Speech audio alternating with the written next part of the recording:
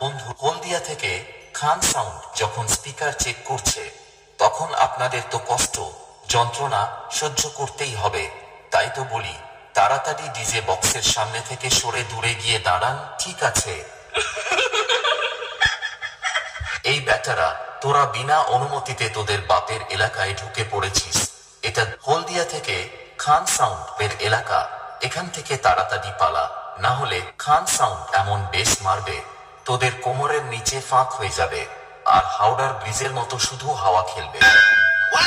DJ MX Remix.